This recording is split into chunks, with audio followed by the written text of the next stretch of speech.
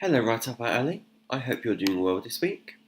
Today I'm talking about a pet peeve of mine.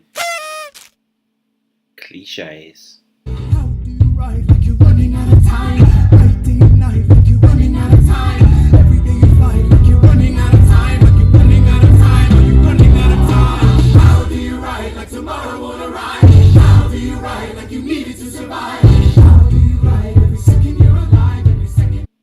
Let's get the ball rolling. What is the cliché? If you haven't a clue, then listen up. If a phrase is overly familiar, has lost all meaning, then it fits the bill of a cliché. Here are a few more examples. Killing two birds with one stone. Having an ace up your sleeve.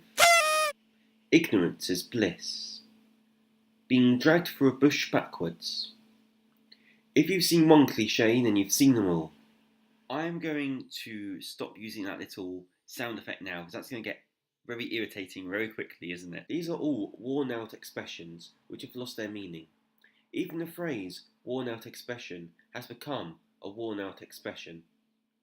I watched an episode of Coronation Street, a very popular soap here in the UK set in the north of England, and I kept a tally chart of clichés.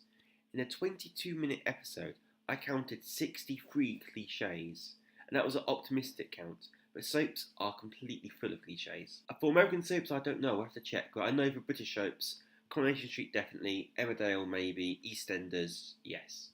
But a cliché doesn't have to be a phrase. A plot point, a trope, or a symbol could also be a cliché. For example, an orphan boy who's the only one able to defeat the forces of evil is a cliché. You've heard that before. A smoking gun that symbolises a murder has taken place. Cliché. Thunder and lightning in the sky during a dramatic event. Cliché. So should you avoid clichés in your writing? To be young and foolish. Of course you should avoid clichés. You should avoid them like the plague. And there's no time like the present. Search your manuscripts far and wide for little blighters. And hit delete, delete, delete. The fact of the matter is, clichés are boring and lazy. Why copy someone else's words when you have your own?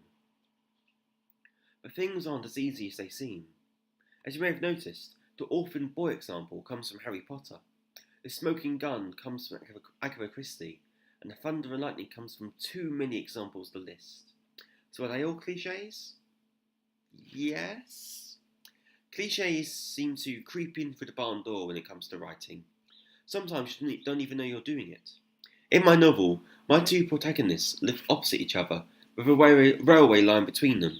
So I'm a stone's throw away from the wrong side of the tracks cliché, considering it is also a class difference between my two characters. But one person's cliché is another person's figure of speech. That is to say, what one person considers a cliché, another person may not. In some situations, clichés are acceptable. If writing dialogue between two characters, people do use clichés in conversations. That's how they become clichés.